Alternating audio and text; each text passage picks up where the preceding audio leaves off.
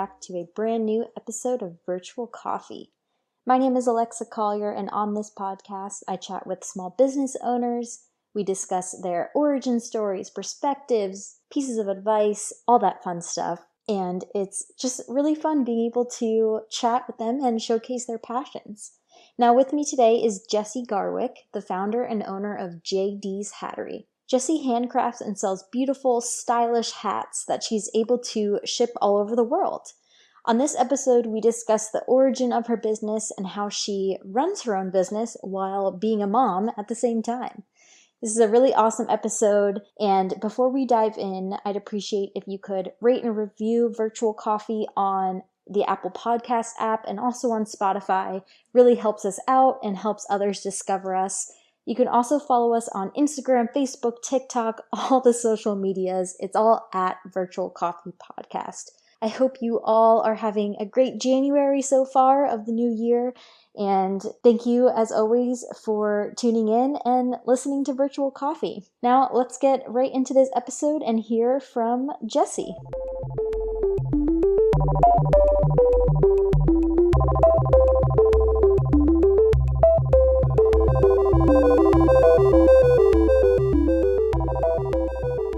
Welcome, Jessie. Thank you so much for being on Virtual Coffee today. Absolutely. Thank you for asking me to come on. I'm really excited. I've been looking forward to it.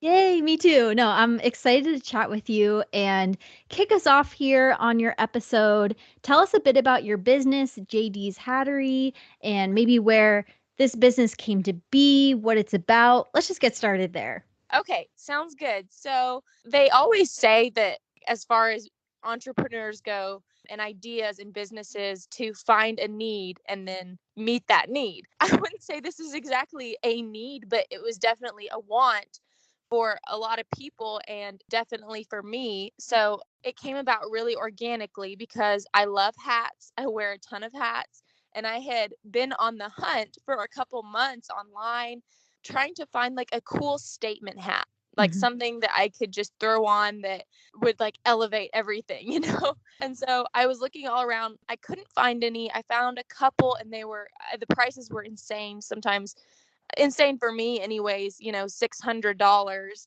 And I was like, you know what? I could do this. I could make one. Yeah. So that's what I did, and people really, really loved it and had a really good response. And everywhere I went, people would ask about it. And so I just decided, you know what? I'm just gonna take a leap here and try to get some wholesale orders of hats and see what I can do. Wow. I mean, not everyone can just make a hat. Like, what is your background? Were you the person to actually make and craft that first hat? Like, what was that process like when you first started your business? Well, I operate out of the creative side of my brain. I've always been a creative, artistic type of person, and this isn't the first business I've started through my life. It's the first real business, let me put it that way. But I mean, I was at the beach in Florida at 7 years old collecting seashells and selling them to people in the hotel. I always had like a little bit of an entrepreneurial spirit, I think, but I've always been really creative. I do a lot of sewing. I did a lot of embroidery, and all of those things that I have tried through the years have never really stuck. I mean, I could do them and I liked them, but they never stuck. And then when I started this business that I love and that I'm really passionate about, I'm able to use all of those things in this business, which is really cool. Like things that had kind of just been sitting dormant that I knew how to do but didn't really use. I was able to use those things for this business and really elevate it. So the first hat that I did, I actually just went to a store and bought a hat. Okay. Yep. Just bought a regular old hat. I took off the band that was on it and just tried to create one for myself. And it's funny because that is the only one of my hats that I have kept for myself. So I make these hats, daily, like constantly, and I love them and I'd love to keep them, but I'm like, I could sell this, so I don't want to keep it. And so I only have one of my own. That's funny. That first one that I made. Yeah, that's really funny. I understand that mindset of, well, I'm making it, I might as well sell it. Why would I keep it for myself? That's really Or fun. I need to buy it. Right. Yeah, exactly. Okay, that's really cool. So now Do you work with like a merchandiser or whatever the right term is to get your hats Yeah. and then you decorate them? Yes. Okay. Yes. Yeah. I have a wholesaler. I've Okay. changed a couple of times just learning. I've had a couple, I made a big order once of hats that never showed up and couldn't get my money back. I had hats come and the brims were all completely ruined and bent. And so finding a good wholesaler and someone who can ship things quickly and in good condition in the right size box is really Yep. important. Awesome. Yeah, I can only imagine the things you need to figure out as you progress in running your business. So that's neat that you're able to figure out the wholesale piece of that and styling them and everything. Focusing on the hats themselves, would love for you to just give our audience a sneak peek of what some of your hats look like, if you could kind of describe their style, just prepare them if they were to go to your website. What would they see? Yeah, so my hats are all wide brim hats. Right now they are felt, and I'm looking to add to that. I'd love to do some cowgirl hats. I'd love Hmm. to do some straw hats. I'd love to really branch out. Right now, what I have is felt wide brim hats, and they're really all different styles. I have some more feminine ones. They're pretty ornate with their bands. There's a lot of Western inspired and Southwestern inspired pieces on them. I use a lot of vintage brooches and feathers. And also, I'm Native American. There's a lot of Native American inspired beadwork and things like that on the bands as well. Neat. And are you making every item that gets put on the hat? I'm sure, it's a lot of perhaps like ribbon type Right. materials, but Right. do you like make the beaded details and whatnot? I don't make the beaded details. Actually, I'm working right now with my sister who does Native Mm. American beadwork, Oh, and cool.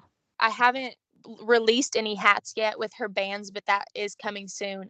Right now, I source a lot of things from antique stores and a lot of like vintage repurposed things. Yeah. Nice. I love that. I love that approach a lot. And that's neat. You're able to collaborate with your sister. How cool.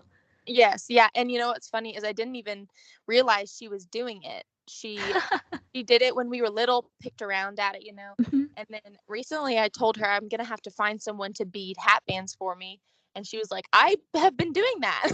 And I was like, "Okay, well, I guess you're That's my awesome. supplier now." Yeah. Come on board.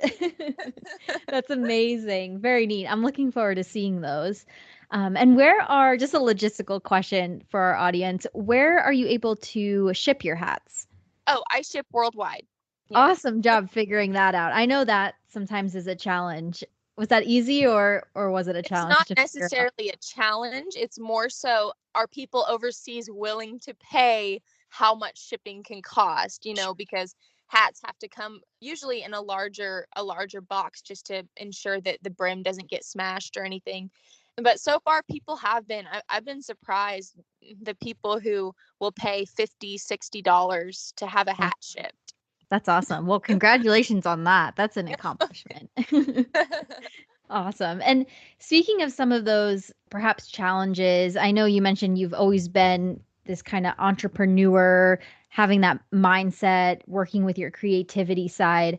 What challenges or hurdles come to mind that you had to overcome, as you've launched your business? Anything top of mind? And what I'm also looking for here is advice to others, right, who are running their own business or about to launch their business. What kind of comes top of mind when you reflect on your journey? Well, almost exactly what you just said. My biggest strength is also my biggest weakness in business because I operate out of that creative, artistic side and my logistical side. And like that can be kind of weak. Gosh, yep. So like when it comes to like crunching numbers and just the beginning parts of setting up a business, getting my tax ID number and opening my business account and learning how to run all of that, the whole website side of it. And I did my whole website by myself. Setting up the shipping, all of that stuff was like almost a foreign language to me. That is not my strong suit. And so truly my biggest strength is also my biggest weakness with the business side of it. But my Hmm. biggest piece of advice would be to make sure in those I should say in these because I'm really in them too, the early days of starting a business that you're being smart with your profit. It's really easy to get like my first check basically that I got after releasing my first batch of hats, I was like, oh my goodness, like I could do so many different things with this money that I'm not used to having. And I was like, no, Jessie, you're going to put it back into your business. You're going to get some more hats. You're going to get some more supplies. You're going to pay for a website, and really being smart. And eventually, I mean, right now I put everything back into the business aside for one pair of boots that I bought myself.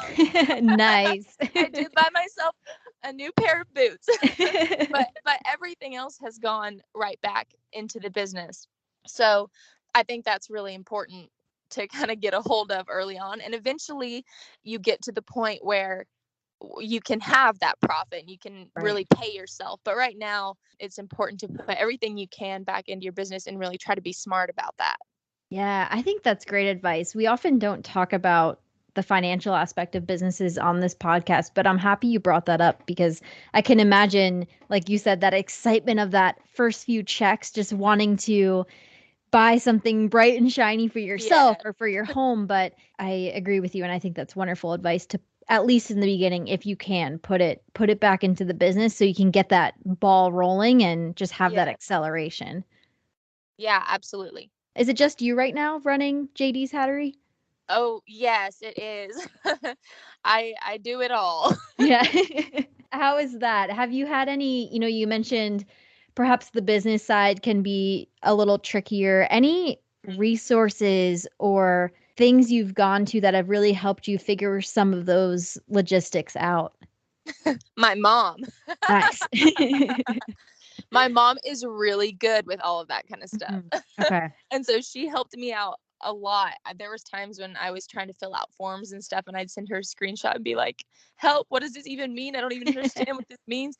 And she would help me out with it. But if you have somebody who operates in that side of their brain or is really business minded or who has opened a small business themselves, they are a great resource. I have a good friend here who owns a couple of businesses and she has helped me out tremendously with marketing and just giving me advice. So if you can find someone almost like a mentor who has gone through this kind of stuff before, that can be a huge asset. That's a theme that always comes up on my podcast is the community, just leveraging your community, whether it's your family or someone who you met through Instagram or a friend who's launched a business. Just leveraging those who have done it, are going through it, can just be so extremely helpful. Yes, other people too who are just going through it, you can learn a lot from. I recently did a trunk show and there was a lot of other vendors there, and I made sure I took the time to go talk to all of them and ask, how things are going for them and what shows are they doing and what do they like and what did they not like, and just gleaned a lot of insight from just other people who are kind of doing similar things. Mm-hmm. Yep. No, exactly. And I know networking has just sometimes a negative connotation to it, but I think it's so valuable. It's more about like it's building your personal brand and your community, and that's just so helpful. Yes, definitely. Excellent. As we, kind of look to the future, I know we have a new year coming up too. Where are you hoping to take JD's Hattery? Any future milestones you want to share or ideas, or where just your mindset is at as you look to the future for your business? Yeah, of course. I just want to grow. I want to get as much growth as I can. I would love to see it become a brand that can truly be recognized, where someone can look at see someone out wearing one of my hats and go, "Oh, that is JD's Hattery," and to really, really build a solid brand and a good foundation and just go from there. I'd love to be able to hire on some help. I'm getting to the point now where I really feel like I could use some. So that is a goal within the next year or two, is to hire on some help. Yeah, I'm really excited to see where it goes. Yeah, no, I am as well. And just following your journey along on social media, and it's exciting. I feel you're at that stage where you will continue to grow and just be able to expand and scale from there. And that's always very exciting. Yes, yeah, it is. And I've had just such wonderful support. I haven't had just even an ounce of negativity from, anybody, any family, any friends. Everyone's just so supportive. In fact, all my friends are like, "Well, I got on the website to order a hat and they're all gone." They all love it and are just so supportive. Yeah. Again, that community aspect, right? It always comes back to that. Mm-hmm. Excellent. Curious about what's your creative process like? How do you come up with a new hat design? I definitely work more on my logical side of my brain. So to me, I feel like if I were to think of a hat design, that's it. I think of one and not have any other ideas. But can you give us a glimpse into your creativity process or perhaps things that inspire you? Yeah, I'm a little bit chaotic as a person, and in my process too is not super planned out, to be honest with you. I sit down and I pick a hat, and I have all of my supplies and everything laid out, and I hold things up, and see how things look, and then I add layers and add layers. But a big inspiration to me is just the things that I find. And so if I find a really cool brooch, or I found, like this weekend, a little matchbook, like a tiny old antique matchbook, and I was like, I Mhm. can use that, and I build an idea around those things. And I'm also really, really influenced by my Native American culture, and Mhm. I love that. But yeah, it's usually around the pieces that I find is how I build the idea for a hat. Yeah, I love that because you can really up with an idea whenever and wherever you see something. That's a Yes. smart way to do it. And I love that you're also able to pull into your culture. And that must just provide a deeper meaning and a deeper why for you behind your business. Yes, definitely. Yes. Wonderful. I know you have, your family, friends, a life beyond your business. Do you Hmm. have advice or best practices you've implemented to try and balance all that? And I know balance isn't even the right word to use here, but essentially, how do you not work on your business 24/7? Any tips and tricks there? Yeah, I really struggled with this. I have ever since I became a mom, and there's just so much going on all the time. And then starting this business too on top of it, I had to really learn to delegate. Yep. And I heard this awesome piece of advice one time, and I can't for the life of me remember where I saw it or who I heard it from, but it has stuck with me, and I think about it all the time. It goes something like this: that life is like a constant act of juggling balls. And some of those balls are rubber, and if you drop one, it'll bounce back. But some of those balls are glass, and if you drop them, they're going to shatter.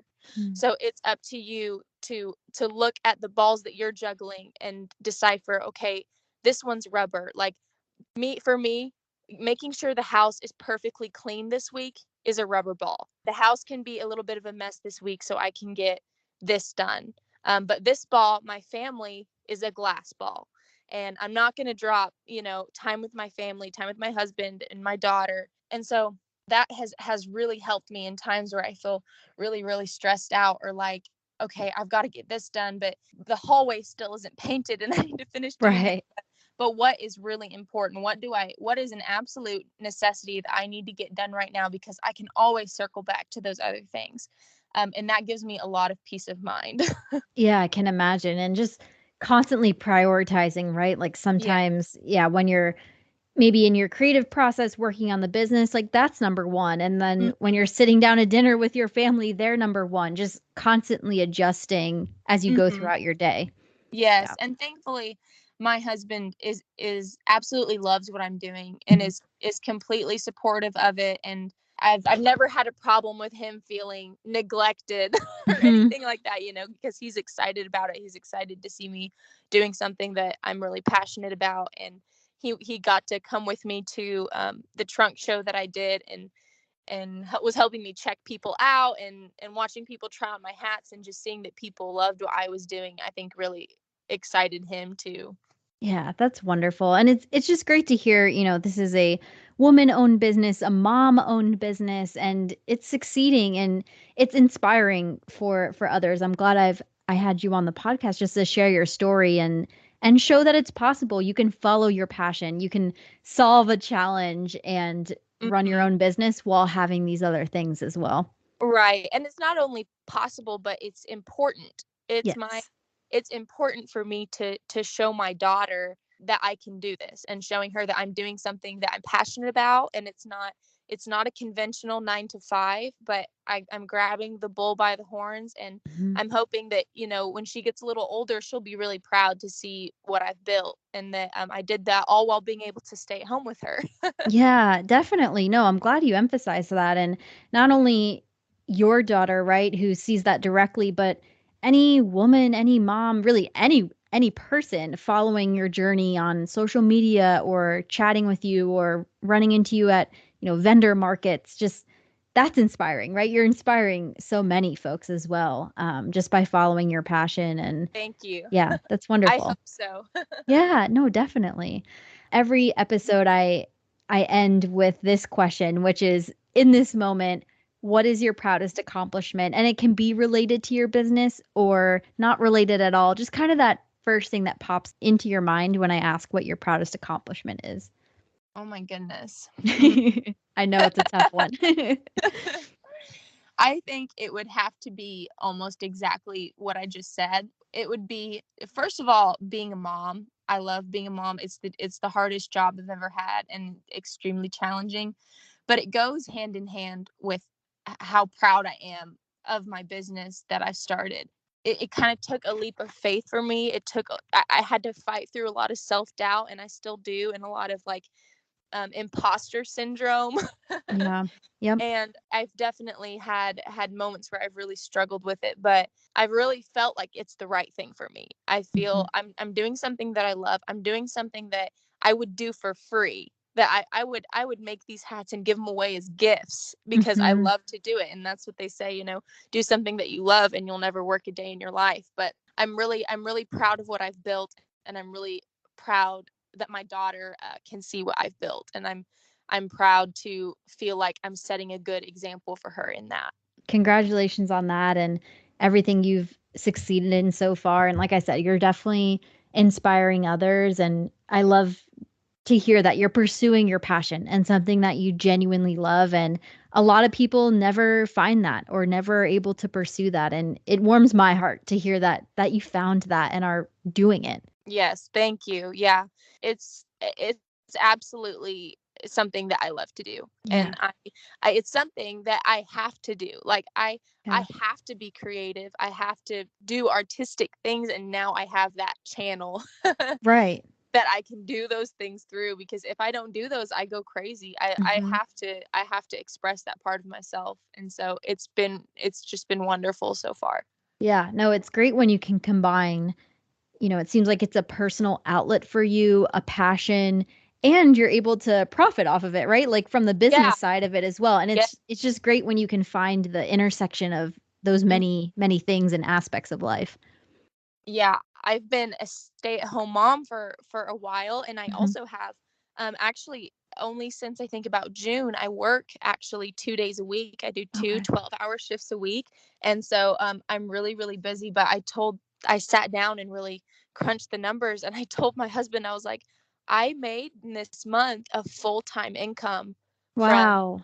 these Hattery, and I was just so excited and felt so blessed and just excited to see where it goes.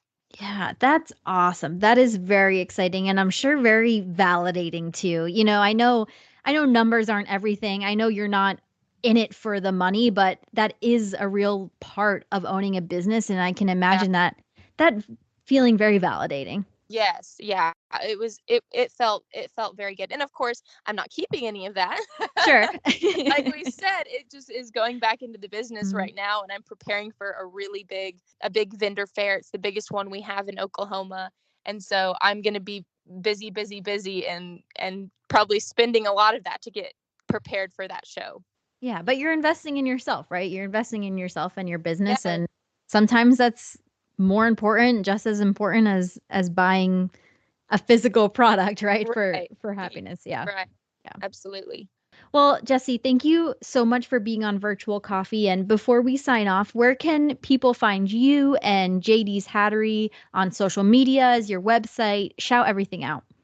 Okay, so on Instagram and Facebook, it's JD's Hattery, and that's J.D.S Hattery. And then my website is the same, just no periods, Mhm. jdshattery.com. Perfect. Well, I hope everyone checks out you and your business. And again, thank you so much for chatting with me today. Thank you so much. It was a pleasure. Thanks for having me on.